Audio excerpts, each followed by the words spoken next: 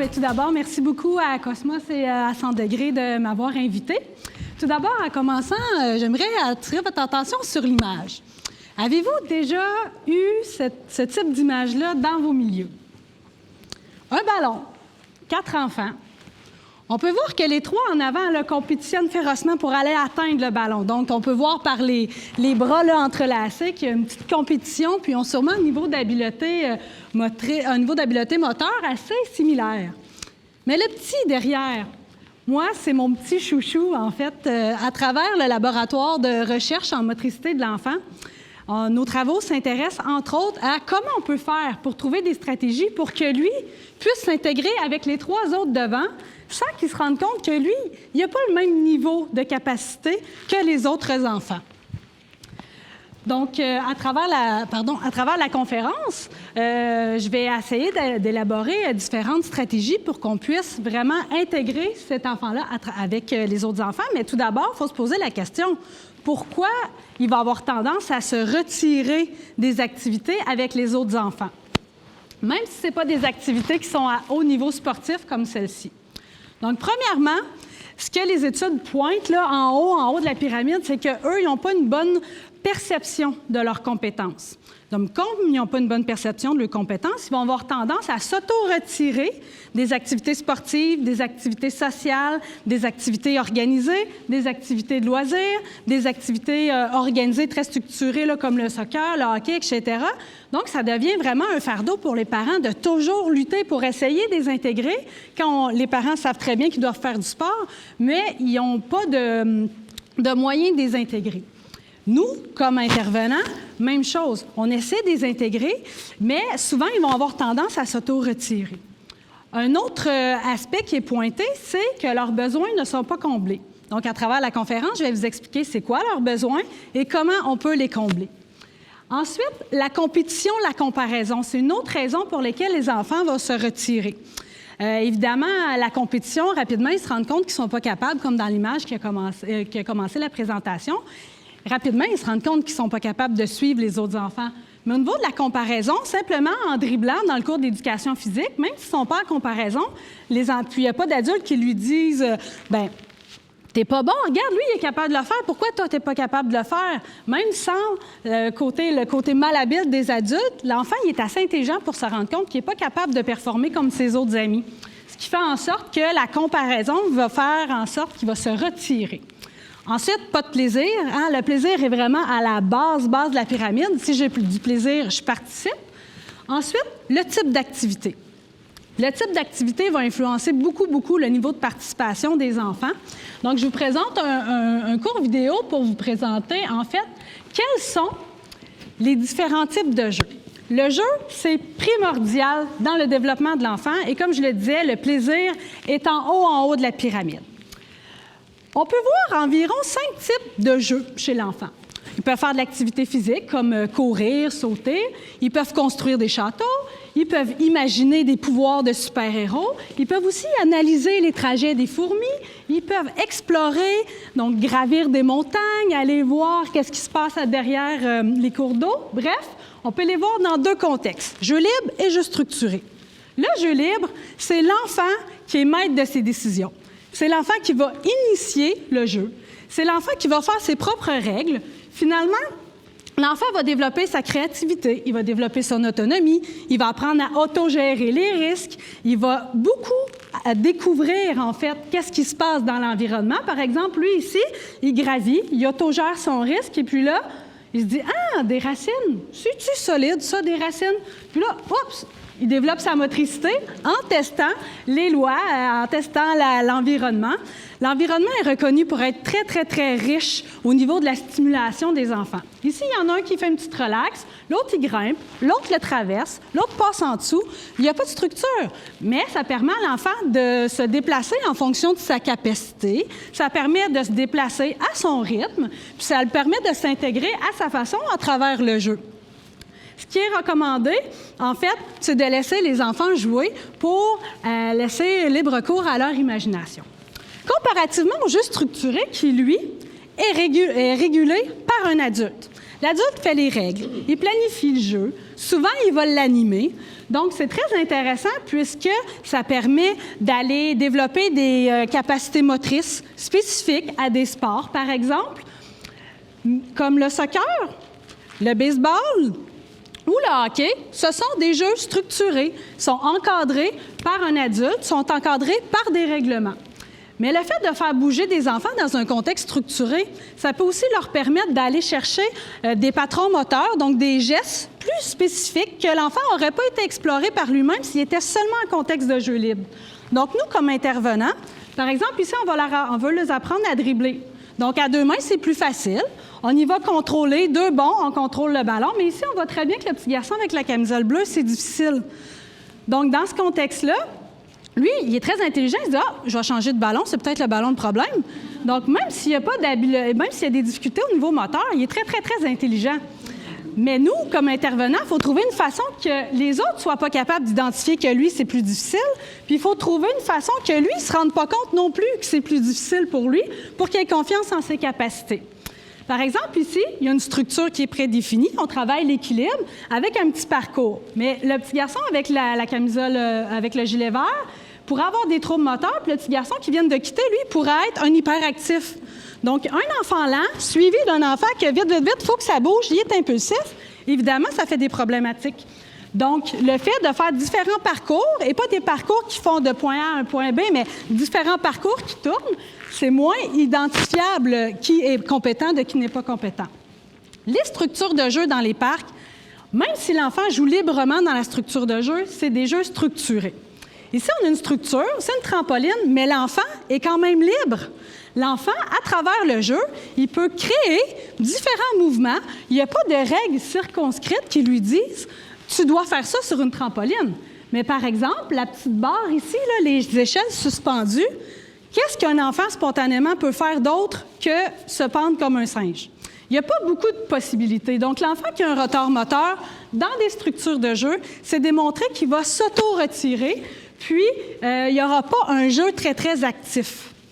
Donc, qu'il soit structuré ou qu'il soit libre, le jeu, on a développé avec la TMPVA, la table pour un mode de vie physiquement actif, différents contextes.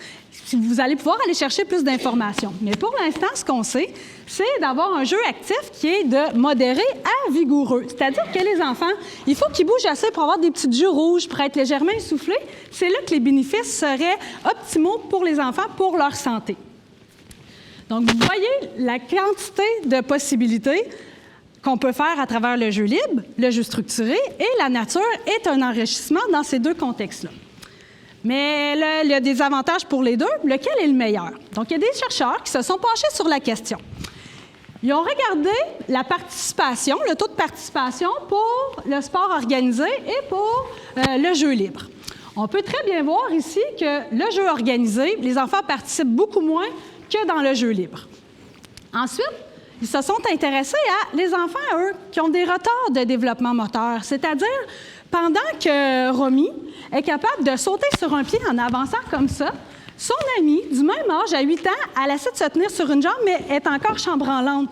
Donc, elle n'a pas les prérequis encore pour être capable de faire ce que Romy, son amie de la même âge, peut faire. Donc, elle a un retard de développement moteur.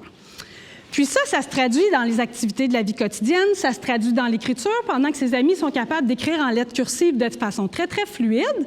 Elle travaille encore à faire la boucle B du bon côté dans le sens horaire. Elle n'a pas encore automatisé son mouvement, ce qui fait en sorte qu'elle va avoir peut-être des troubles d'apprentissage parce qu'elle ne se concentre pas sur ce que le professeur dit, puisqu'écrire lui demande beaucoup, beaucoup.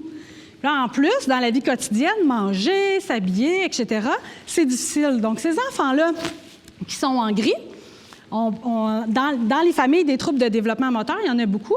Celui-ci, plus précisément dans l'étude, c'était le trouble développemental de la coordination.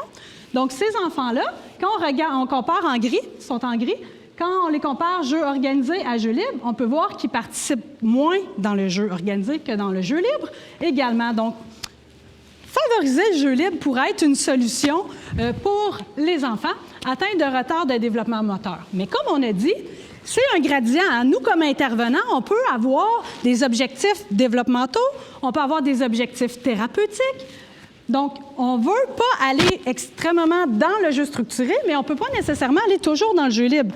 Donc, c'est un gradient. À travers la conférence, je vais vous donner des trucs pour être capable de modifier un peu la structure, le jeu structuré, pour tendre davantage vers le jeu libre sans que l'enfant s'en rende compte.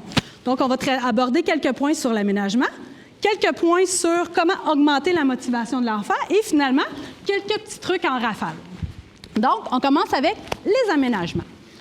Il y a plusieurs chercheurs à l'international qui se sont réunis pendant 5 ans. Puis, ont travaillé sur le sujet et se sont dit comment on peut aménager l'environnement extérieur pour augmenter l'engagement moteur des enfants, c'est-à-dire pour augmenter le mouvement des enfants. En fait, ça a sorti le consortium Child pour santé, intervention, développement et apprentissage. Et ils ont sorti les 7 C. Les 7 C, si je prends une structure de jeu, puis je regarde le C en fonction du contexte, la structure, est-ce qu'elle est à côté d'un mur de briques ou elle est dans un centre où est-ce qu'il y a beaucoup d'arbres et de verdure? La clarté, est-ce que cette structure de jeu-là, je suis capable de comprendre comme enfant, qu'est-ce que je peux faire avec? Est-ce qu'il y a beaucoup de possibilités? Ensuite, la connectivité. Est-ce que cette structure-là, elle est connectée avec les autres aires de jeu? Ensuite, le changement. Est-ce que je suis capable de modifier l'inclinaison des toboggans? Est-ce que je suis capable de changer l'escalier de place? Les opportunités. Est-ce que je suis capable, avec cette structure de jeu-là, de faire d'autres choses que juste glisser ou juste faire le singe? Le défi, en fait, est-ce que ça me donne un défi assez intéressant pour que je continue de maintenir mon intérêt dans ce jeu-là? Et finalement, le style. Ça englobe toute l'image de la structure de jeu, mais aussi on peut aller dénoter de contraste, la luminosité pour les enfants qui ont des troubles visuels. Donc, ces 7 C-là, mis ensemble, est-ce que ça fonctionne? Donc, il y a des chercheurs qui se sont posé la question, puis ils ont regardé des enfants dans un centre de la petite enfance. En rouge, ce sont les tracés. Les tracés indiquent les déplacements des enfants. On peut rapidement voir que c'est comme un lion dans une cage, hein? Ils font les 100 pas en ligne droite. Le petit point rouge en haut représente une zone où est-ce que l'enfant a arrêté et a exploré son environnement. Ensuite, ils ont mesuré ça pendant 30 minutes. Ils ont pimpé la cour extérieure de le centre de la petite enfance. Ils ont laissé passer 2 semaines pour laisser le temps de la nouveauté passer et ils ont refait l'expérience. Vous allez pouvoir voir la complexité des déplacements et la quantité des interactions avec l'environnement, donc les petits points, à quel point ça l'a augmenté. Non seulement les déplacements sont plus riches, l'exploration est plus riche, mais quand on fait une entrevue avec les intervenants, on peut voir que les enfants sont beaucoup plus autonomes, ils demandent moins d'encadrement, sont plus créatifs et ils améliorent leur comportement, notamment les crises individuelles et les conflits entre les enfants. Donc, c'est vraiment intéressant. On a juste mis de la verdure et on a aménagé ça sur le principe des 7 C. Est-ce que c'est la seule étude? Non, il y en a beaucoup. On est même rendu à faire des revues de littérature, c'est-à-dire à prendre toutes les études qui ont été faites et faire des analyses sur ça. Je vous en ai ressorti deux petites qui ont attiré mon attention. Si on compare un enfant dans une cour d'école verte versus une cour d'école qui n'est pas verte, qui est grise finalement, on peut voir que les enfants bougent plus dans l'école verte. Et non seulement ils bougent plus, ils vont passer significativement plus de temps dans les endroits où est-ce que c'est enrichi, où est-ce qu'on a mis des verres, de la verdure, on a mis des arbres, des plantes, etc. Même chose dans un environnement enrichi. Ce qu'on a observé, c'est que les enfants améliorent leur perception de leurs compétences. Vous vous rappelez au départ, quand je vous disais en haut, qu'est-ce qui freine les enfants à participer, particulièrement ceux qui ont des retards moteurs, c'est la perception de leurs compétences. Si on met de la verdure, le sentiment de compétence est amélioré. Donc, dans les 7 C, je vous en présente 3 qui ont attiré particulièrement mon attention pour l'inclusion sociale, à approfondir un petit peu. Premièrement, le changement, mais avec les structures de jeu. Le changement, en fait, si vous prenez une structure conventionnelle, aseptisée, en métal brossé, versus ici, une structure très, très simple, qu'on peut changer de place, que cette structure-là ne fait pas vraiment de référence à un mouvement particulier. On peut voir ici Adèle qui grimpe dans l'escalier. Pendant que son frère est fatigué, il a besoin d'une pause, il va à l'intérieur, il lit son livre. Ensuite, il veille un petit peu sur sa sœur, Romane, qui fait dodo à l'ombre. Donc, cette structure-là, elle offre un paquet de possibilités. Et pendant ce temps-là, Maëva vient rapidement à l'intérieur parce qu'elle est rendue dans sa cachette d'espion. Donc, la créativité, l'autonomie, c'est des structures de jeu qui sont multifonctions et qui peuvent changer à travers le temps. Ensuite, évidemment, juste l'environnement. Il y a beaucoup de choses qu'on peut faire avec ça. Mais à la base, ce que la littérature démontre, c'est que quand les objets sont mobiles, qu'ils soient naturels ou que ce soit des accessoires de sport, dès que c'est mobile, ça augmente l'activité physique, ça augmente la créativité et aussi ça favorise les jeux spontanés. Donc, il n'y a pas de planification. L'enfant arrive, voit des jeux mobiles, il va avoir tendance à beaucoup plus créer un jeu spontanément que dans une structure conventionnelle de jeu. Et aussi, sans compter tous les bénéfices là, au niveau cognitif et moteur que ça peut apporter.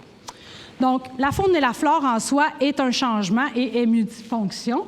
Juste observer permet à l'enfant là, vraiment de développer son mouvement, son niveau cognitif. Les opportunités. Je mets un ballon de basket. Je donne ça à un enfant. Spontanément, qu'est-ce qu'il fait? Il se met à dribbler. Puis s'il y a une poubelle proche, il va essayer de lancer dans la poubelle. Si c'est un grand fan de volleyball, il va faire quelques touches. Mais sinon, c'est assez limité au niveau de l'opportunité de qu'est-ce qu'il peut faire avec le ballon. Mais si on prend une branche, la branche, je peux faire des milliers de choses avec ça. En plus, si je pense à mon enfant qui a un retard de développement moteur, le ballon de basket, il n'a pas le goût de jouer avec un ballon de basket parce qu'il y a eu beaucoup d'échecs. Mais avec la branche, il n'y a aucune expérience passée qui fait en sorte qu'il va être démotivé juste à voir l'objet. Donc, il y a beaucoup ça, c'est le principe de l'opportunité. Donc, essayons de varier les objets qui sont disponibles le plus mobile possible et essayons de varier ce qui se retrouve dans l'environnement pour stimuler leur développement moteur. Ce qui est intéressant, c'est que maintenant, la littérature le démontre. Le fait que ce soit des éléments naturels, ça augmente les opportunités, ça augmente le niveau d'inclusion et ça diminue le fait que les enfants, souvent quand vous allez voir des enfants bouger, les enfants qui sont experts moteurs vont se regrouper ensemble, les enfants qui ont des troubles vont se regrouper ensemble ou ces enfants-là vont se tenir avec des plus jeunes. Donc, on appelle ça un effet de ségrégation. Donc, dans ce contexte-là, la ségrégation est vraiment minimisée. Un autre point, c'est la connectivité. En fait, ici, on voit il y a des très belles structures de jeu, super aménagement, mais comme les espaces ne sont pas connectés entre eux, quand on observe les enfants, on se rend compte que les mouvements, les déplacements sont beaucoup moins fluides et ils ne vont pas nécessairement explorer tous les espaces de jeu. Par contre, quand on les relie, non seulement ça permet d'enrichir le répertoire moteur, le répertoire sensoriel, mais aussi, ça permet à l'enfant d'aller explorer toutes les zones de jeu et, encore une fois, d'enrichir son environnement, d'enrichir son développement et de l'inclure au niveau social. Je vous donne un petit exemple ici. Il y a différentes façons de relier des espaces et c'est très, très simple. On peut voir avec les roches de différentes hauteurs et de différentes largeurs, c'est beaucoup plus facile pour l'enfant que juste celle au fond, où est-ce qu'il y a différentes hauteurs, mais qui sont tous en ligne droite. Comme ils sont tous en ligne droite, ça demande beaucoup plus d'équilibre. C'est comme marcher sur une ligne droite, comparativement à ici, où l'enfant il a une plus grande base de support. Même chose, ici, complètement à droite de l'image, on a une grande poutre qui est très, très large, mais on a une petite poutre qui est tout petite au bout. Donc, bref, sans passer à travers toutes les différentes zones qui permettent de relier un environnement à l'autre, on peut voir que les enfants bougeraient beaucoup. Et si on avait un petit bonus en faisant une demande à 100 degrés, on aurait pu améliorer ce design-là avec, entre les deux sections ici, faire un petit chemin avec des irrégularités. Parce que les irrégularités, c'est très, très riche au niveau de la stimulation de l'enfant. En voyant ça rapidement, est-ce que vous vous êtes dit « Oh mon Dieu, c'est dangereux, ça se peut qu'il tombe et qu'il se fasse mal? » Est-ce qu'il y en a qui rapidement ils ont eu ce petit réflexe-là? Ça se peut, hein? En fait, présentement, il y a un mouvement en réponse à la diminution du temps en jeu libre et à la diminution de la prise de risque, l'augmentation de l'anxiété. En fait, le nouveau mouvement qui arrive, c'est les Adventure Playground. En fait, c'est pas tant nouveau que ça, parce que ça date de 1930 au Danemark. C'était un designer de parcs, d'espaces de jeu. Il était spécialisé dans les espaces de jeu. Puis lui, il a constaté que ces espaces où est-ce qu'il avait investi beaucoup d'argent, les enfants ne jouaient pas dedans, ils jouaient juste à côté avec des déchets. Donc là, il s'est dit, je vais inventer le Junk Playground. Puis là, les enfants, ils ont joué là. Puis c'est dans les années 80 que ça a repris un nom un peu plus politically propre. Donc, c'est Adventure Playground, donc les parcs d'aventure qui permettent, qui encouragent l'enfant à jouer à travers différents modules de jeu, mais surtout à travers différents matériaux. Comme je vous disais tantôt, le fait que ça soit des objets qui soient mobiles, recycler des pneus, des tissus, l'enfant apprend, crée, autogère son risque, apprend les lois de la physique.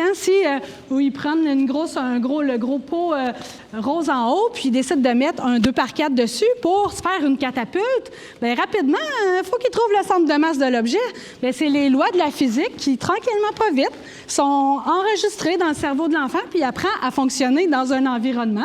Il apprend aussi à gérer son corps dans un environnement qui est changeant, qui est un peu moins prévisible qu'un beau plancher ciré droit.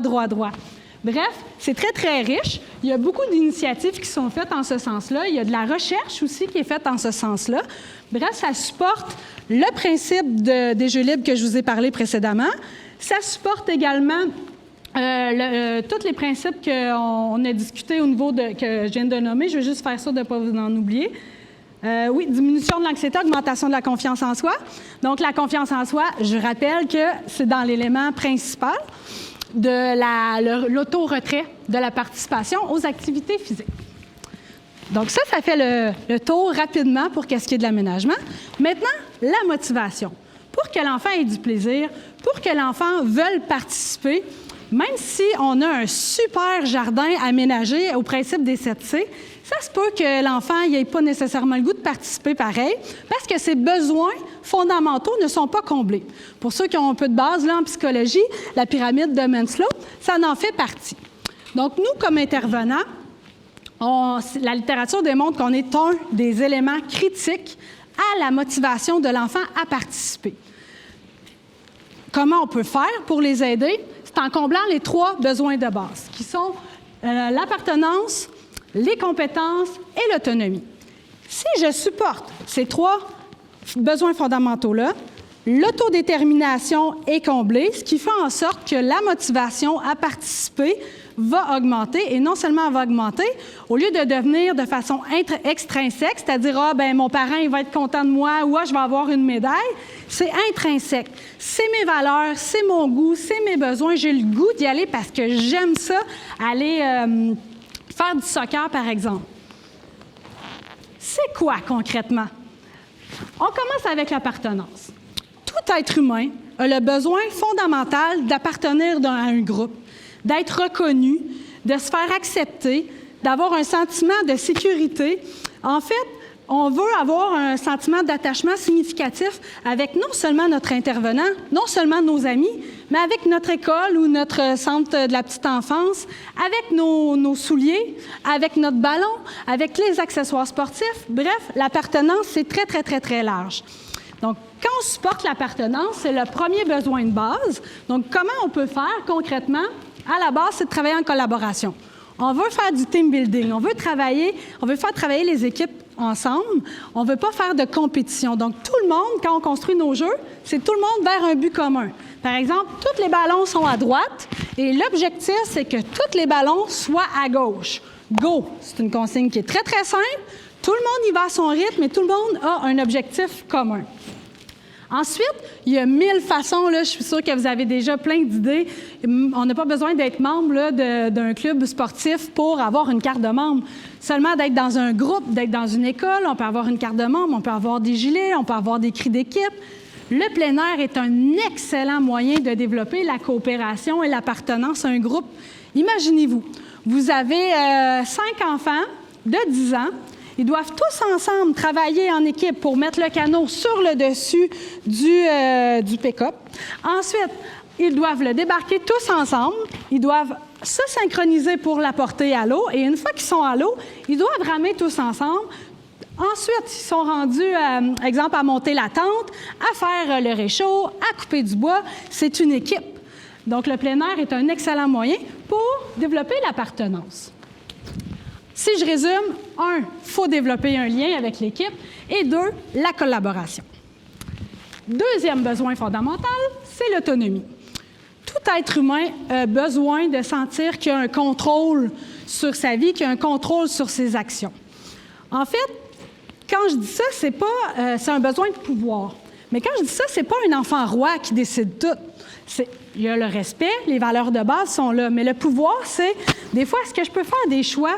Au lieu d'avoir toujours des jeux qui me sont imposés, est-ce que moi, je peux choisir de faire ça plutôt que ça parce que moi, j'aime mieux ça ou moi, je me sens plus compétent dans ça? C'est le sentiment d'autonomie.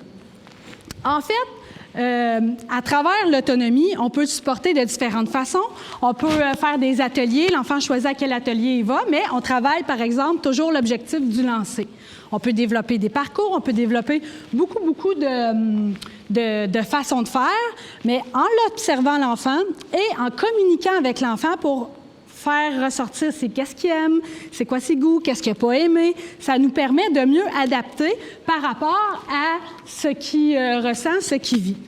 Un point qui est intéressant, c'est que, imaginez-vous, vous êtes avec votre groupe d'enfants et c'est toujours vous êtes toujours dans le jeu structuré, mais le structuré là, à l'extrême.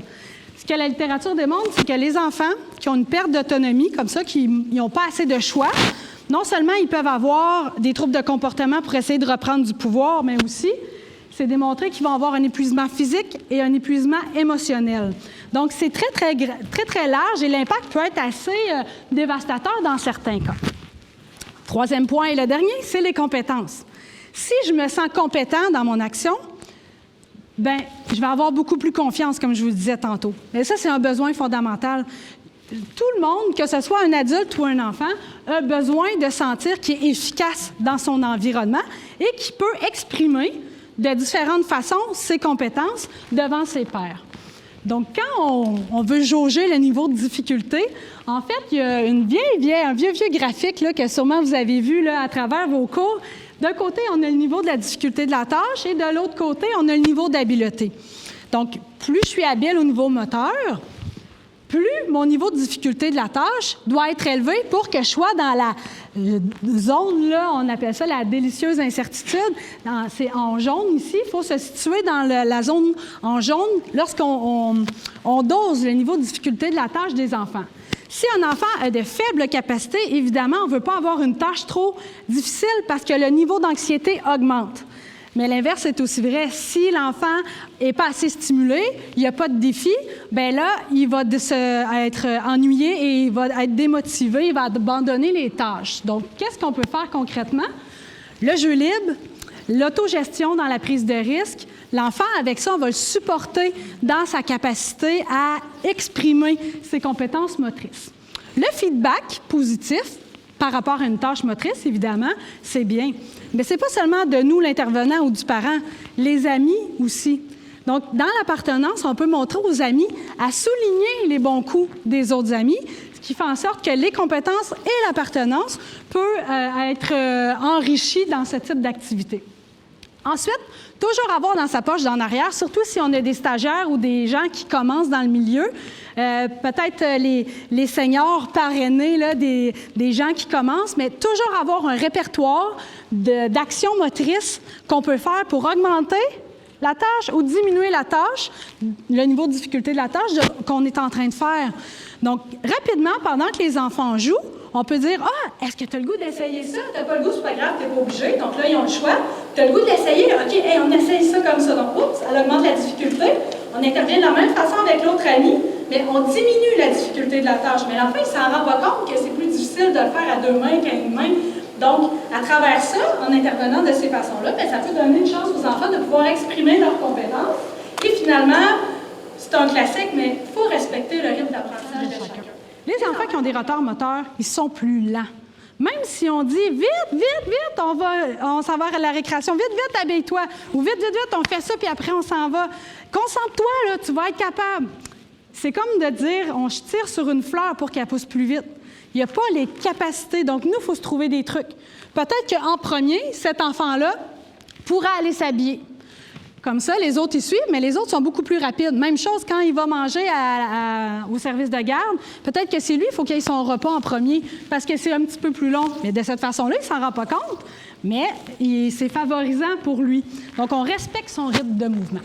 Donc, au final, si je résume pour les compétences, on veut qu'ils se pratiquent. On veut qu'il y ait le plus de pratiques possible. On veut qu'ils élargissent leur répertoire moteur pour s'améliorer. Mais pour ça, il faut s'adapter. En fait, quand il a fini votre activité ou les journées avec vous, on veut qu'il se sente comme ça, là. Vraiment, là, yes! Donc là, je vous donne un petit exemple concret que vous pourriez appliquer demain matin et qui applique toutes les notions qu'on vient de voir, avec que je vous donne des petits trucs en rafale. Donc, imaginez-vous, ça peut se faire toute seule ou ça peut se faire en coopération, en équipe multidisciplinaire. Vous voulez travailler la coordination motrice. Donc là, on se dit, OK, on fait un parcours. Donc, le parcours, pour commencer notre parcours, on travaille la coordination œil-main. Donc, on crée des structures avec les enfants. Donc, c'est eux qui les créent. Nous, on les accompagne. On peut prendre des boîtes de carton. Les boîtes de litière sont très, très, très solides pour faire ce genre de structure-là. On fait des structures qui vont nous être des obstacles dans le parcours. On peut le faire à la maison avec les enfants aussi comme devoir.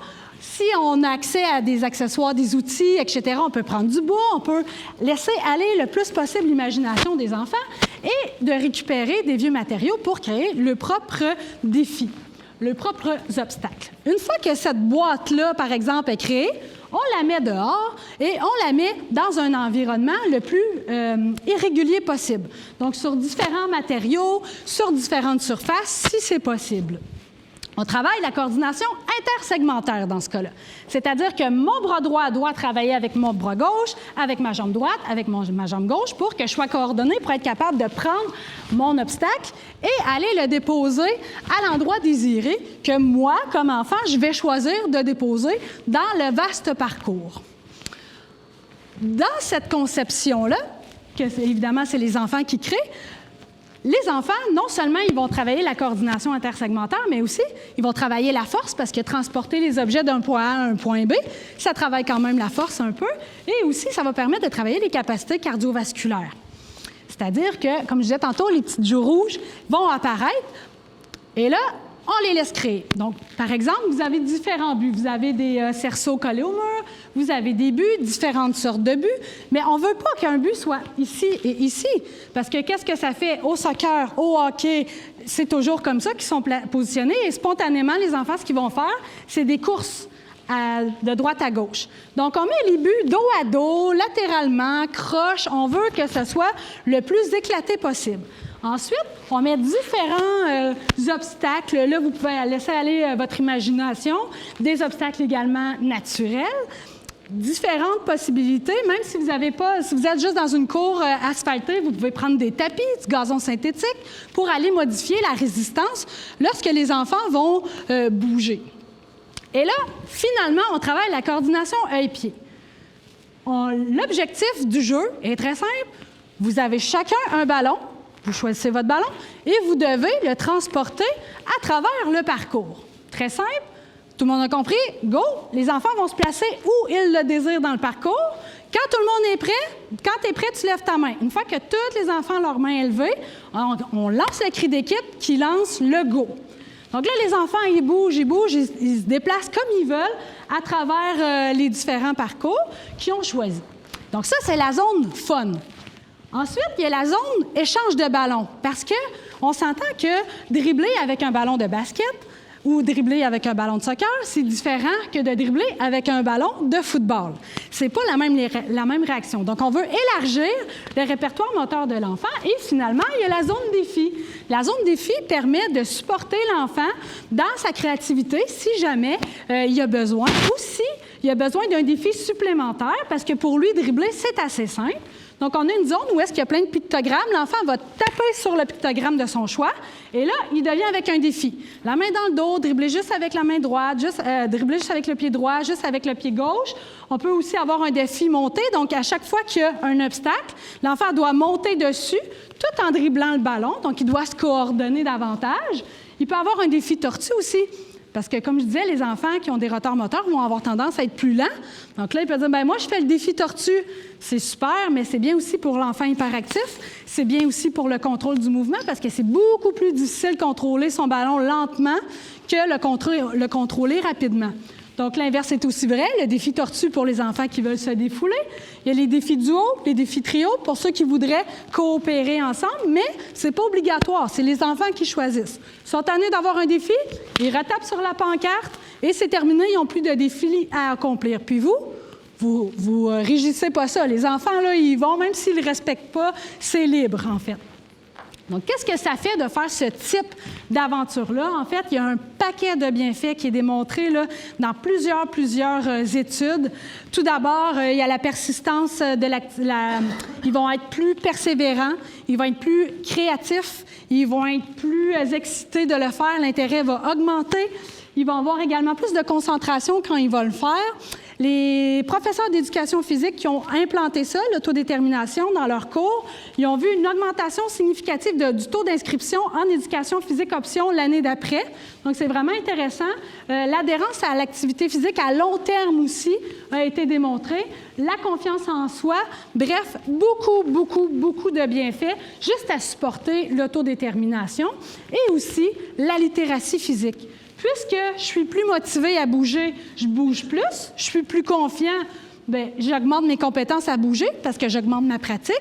Et là, la motivation, le cercle positif augmente et tourne en faveur du développement moteur.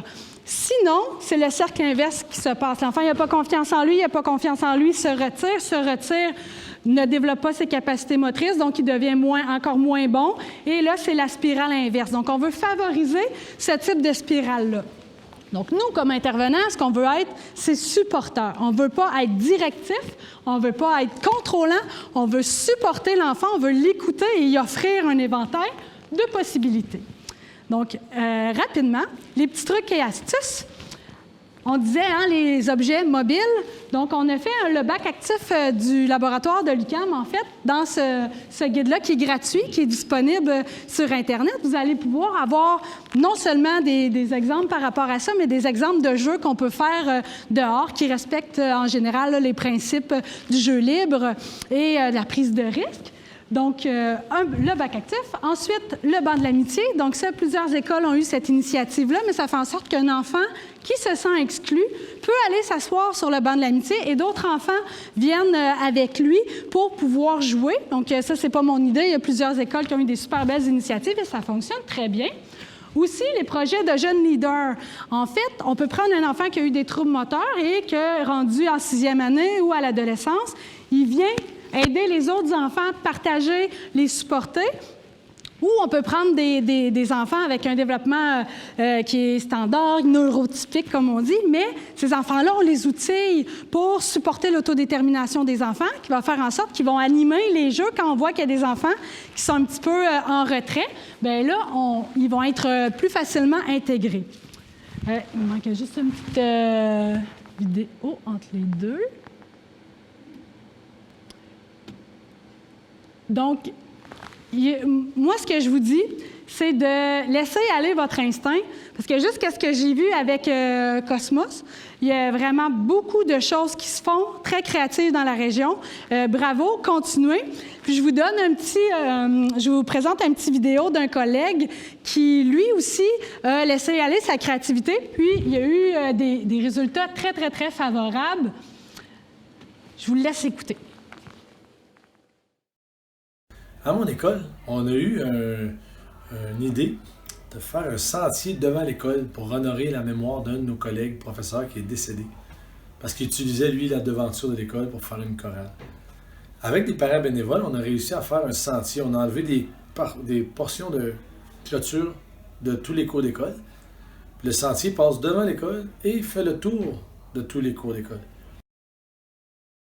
On voulait juste donner la chance aux élèves comme ça de pouvoir marcher à la récréation et l'heure du dîner.